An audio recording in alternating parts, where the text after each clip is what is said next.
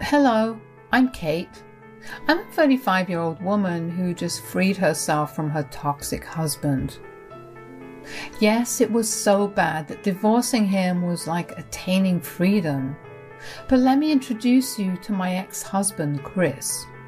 Chris and I met on a blind date set up by a mutual friend. I will admit that Chris is a very attractive-looking man who has a very charming personality. Right off the bat, he ticked all the boxes that describe the ideal man for me.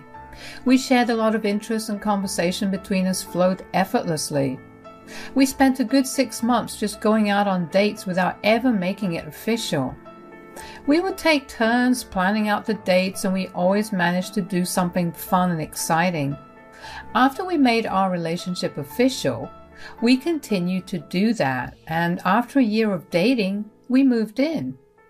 It was around that time that I became aware of Chris's financial situation. He didn't make a lot of money, and even though I gave him advice on how to grow his career, he never seemed to take it. But I didn't think it was that bad, considering he made a decent amount to support himself, and I was ready to carry over the rest of the costs. Anyway, after about 4 years of dating, we made a decision to get married, and a year later we decided to purchase a house. We used my name on the mortgage and deed because I had a much better credit score than Chris, and it was the best option back then. In hindsight, I am so grateful that Chris was on board with that decision. It was about 2 years into us being married that I noticed changes in Chris's behavior. He began to get a lot more demanding and stopped helping out around the house as much. Before, we equally split our chores, but then all that stopped because he always claimed to be too busy at work. I still let it all slide because I understood how tiring work could get. I picked up everything around the house, but at some point, it was tiring for me too. I talked to Chris about it, and he would promise to help around, but a week later we were back to square one. It was frustrating, but I let it go because I loved Chris and I wanted to be able to provide for him in every way that I could. Things remained that way for about another 3 to 4 years. Of course, our relationship did take a downfall when it came to going out or doing things for fun because I never really had the time or energy to. Even so, it was still surprising to find out that Chris was cheating on me. I first discovered my husband was having an affair when he had left his phone unlocked while he was in the shower. I didn't mean to snoop, but as I was going to put his phone to charge, I saw a notification on his phone that piqued my interest. The notification was a message from someone named Leah. She was asking Chris how long till he left his pathetic wife to go and meet her in the nearby motel. I was shocked and devastated. Never in a million years would I have thought that Chris was cheating on me. There was nothing in our marriage that indicated that he was cheating. Every night when he got back home from work, he greeted me with warmth and love. Our relationship had been going great and we rarely ever fought. So why had he been cheating on me? I wanted to cry and throw up all at the same time. I felt my world crumble and fall apart. At that moment, though, I decided that I had to put on a brave face, so I left Chris's phone that way and let the chat be open so when he came out of the shower and checked his phone, he would know that I knew about his affair. When Chris did come out, he saw the unlocked phone and the chats and immediately figured out that I knew. He tried to avoid talking about it, but I was not going to let that happen. You know I know about your affair. Let's talk about it. I don't think we should. Who is it? I'm sure you saw enough to know what her name is. When did it start? A year ago? Can we seriously not do this? Why did you start seeing her? Babe, please, let's not do this. Don't call me babe. Tell me. I don't know why I'm doing it, okay? I guess I just missed the thrill of dating someone who's on the same wavelength as me. So, I'm not on the same wavelength as you? Well, I wouldn't say that exactly. You've just become boring. Excuse me? I mean, you never want to go out, nor do you ever make any fun plans when we do go out. You're always tired, and we practically have no life in the bedroom either. You do realize that I'm always tired because I'm doing all the chores around the house and working. You've never once offered to help me out. Listen, that's just your duty as my wife. I told you to stay at home, but you refused to. That still shouldn't mean that you don't contribute to the house. I'm the man of the house. I get to do whatever I want. You get to do whatever you want, so you cheat on me? If that's what it takes to have some fun, then I will. I was hoping that we could talk about this and maybe start repairing our relationship, but clearly that is not going to happen. I don't think anything will change you being boring. I'm happy to stay married, but I will continue to see Leah. I need to be away from you for a while. I'm going to sleep in the other room. I couldn't bear to be in the same room as Chris the longer he spoke. It was clear that he was unapologetic. Aside from the fact that he didn't even want to talk about it, he made it abundantly clear to me that he did not view me as anything but a wife, whom he expected to do everything for him. Chris had never been one to have archaic views on gender roles, but there he was. I had a sneaking suspicion that it had to do with all these podcasts that he was listening to that involved a bunch of these men talking about how women have become too vocal and need to be put back in their place. It was sad to see Chris turn into one of those men, but it was equally heartbreaking to see him not even realize what he was turning into. I heard the main door open and shut shortly after.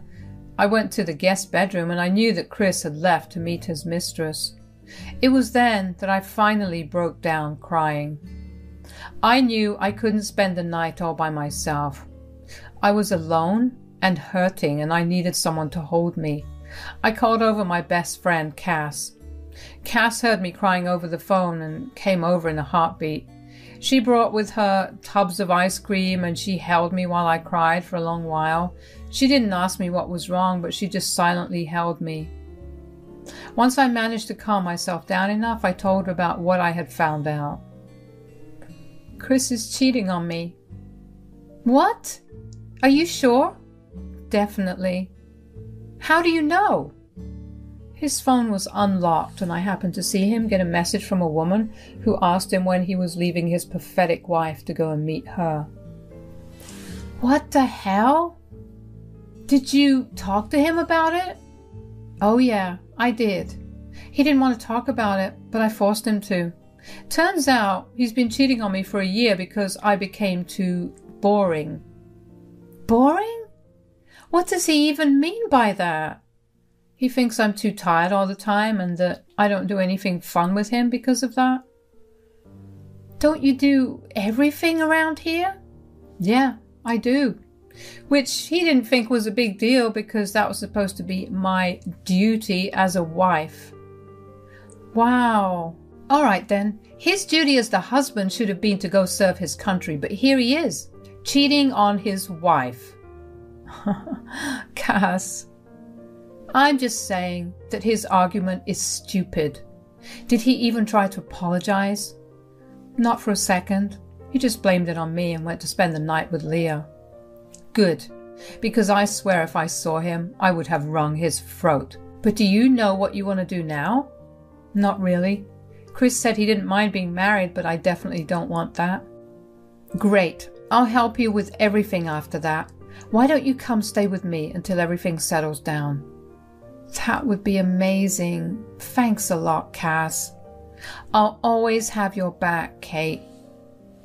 We spent the rest of the night just relaxing and watching a bunch of our favorite movies.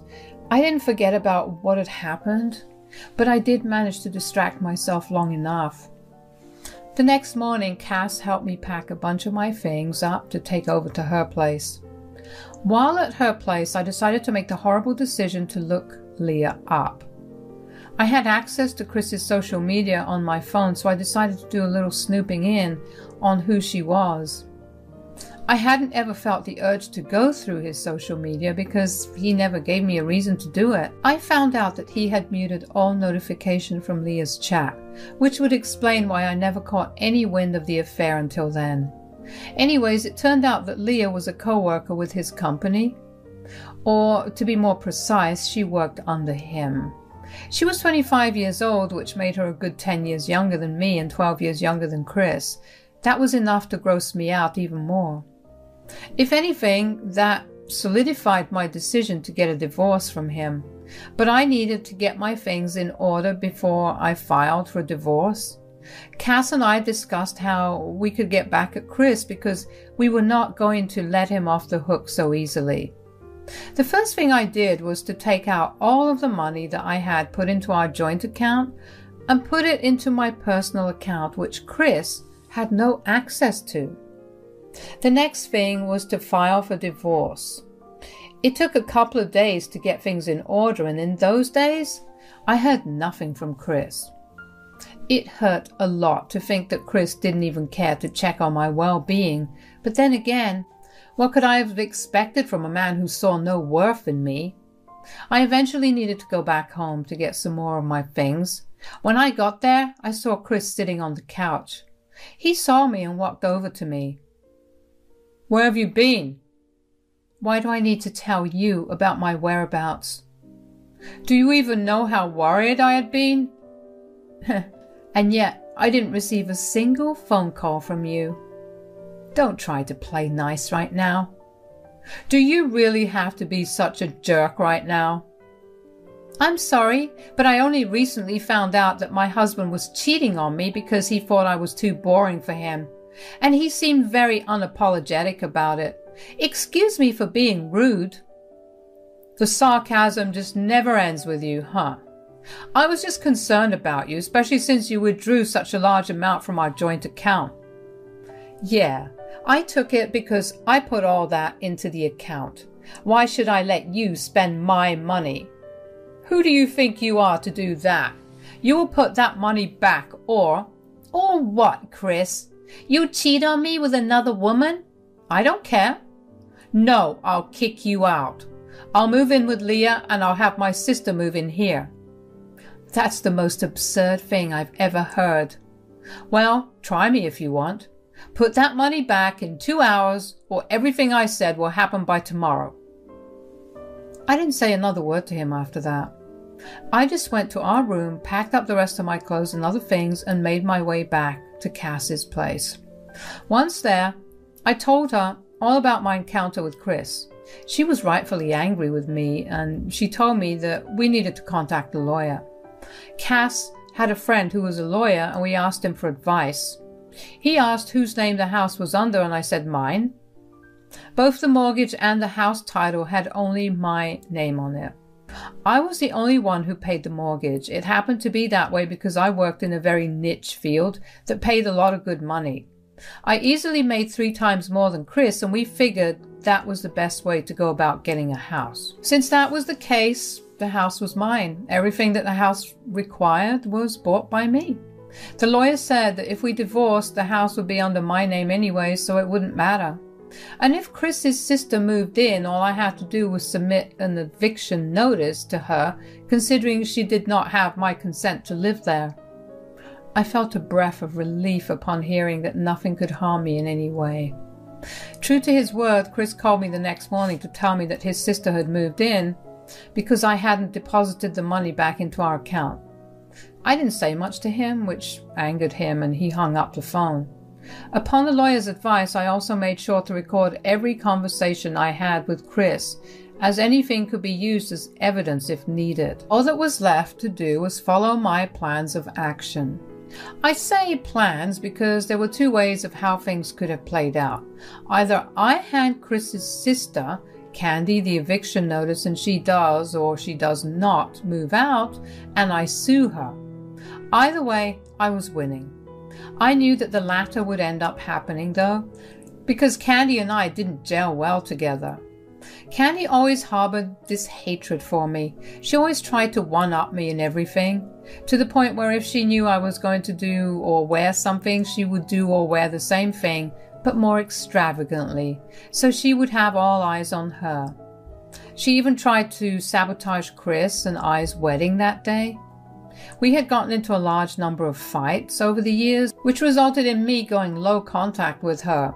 I only ever interacted with her because Chris begged me to. He was very overprotective of her and always spoiled her senselessly. Of course, when she found out about all the things I had achieved, she was furious and upset that she wouldn't be able to upstage me in that area. So she took to trying to steal things from me whenever she did come over. Many times I would find a bunch of my expensive clothes, shoes, and even skincare products missing right after she came over. Chris would beg me to not say anything because Candy did live rather frugally, and he thought that her taking some things was just her way of having at least some lavish things. I didn't agree with that thought process, but I let it go. That only made things worse, so I banned her from coming over. That didn't make either Chris or Candy happy, but Chris couldn't stop me because I had told him just how much she had actually stolen from me. And he knew that Candy had done way more damage than what was repairable. So when she moved into my house, she called me to gloat about it. "Hello, Kate. What do you want? Remember how you banned me from coming over?" "Yes, because you stole thousands of dollars worth of things from me specifically." "Who cares about that? Guess where I am right now?" "Chris told me you moved in." "That's right. I have this huge and glorious house all to myself, something you don't have." "I think I still do have the house. I have already sent an eviction notice your way, and I'm giving you 3 days to move out." "Ha! An eviction notice? From you? Like I'll follow through on it. This is my brother's house. He told me I can stay here, so I will." "It's really not his house." Yeah. Marital property or whatnot, but he has all the power, and he decided this was the best thing to do. That doesn't mean... Gosh, you really can't stop talking, can you? I see why my brother chose another woman. Ugh. Well, okay. I have nothing more to say. Goodbye. I hung up the phone, but not before hearing Candy cackle on the other end. Well, if she didn't get out of there in 3 days, I was going to take her to court, and I was all lawyered up. Candy must have told Chris about our call because an hour after I had hung up the call on Candy, he yelled at me for having the audacity to send her an eviction notice, but much like the previous time we were on call, I said nothing. Within the next 3 days, 2 things happened. The first was that I had the divorce papers delivered to Chris, and he decided that he wanted to contest it. The second was that Candy still hadn't moved, so I had a court summons sent to her. Legally speaking, she was a squatter, and she was shocked to find out that the house was in my name and not her precious brother's. I was there when she got the summons, and she yelled at me for tricking her. I told her that I did no such thing. I had given her ample time and I had warned her to move out, but she refused to listen.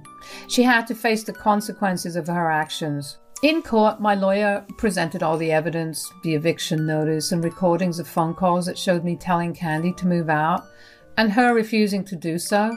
In my state, squatting is taken rather seriously, so Candy was charged with a Class A misdemeanor and was given a fine of $500 to pay. The look of utter defeat and humiliation on her face was very satisfying to see. After years of holding back, to see it all culminate to this made the wait worth it. Chris and Candy approached me after things had settled down with Candy. They came over to Cass's house to hound me for doing what I did. "How could you do that to my little sister?" "Your little sister has been terrorizing my life for the past few years. And I shut that down in the best way possible. A decision you agreed with. Yet the second I grew a spine and told you no, you went right back and pulled her into this. That's your fault."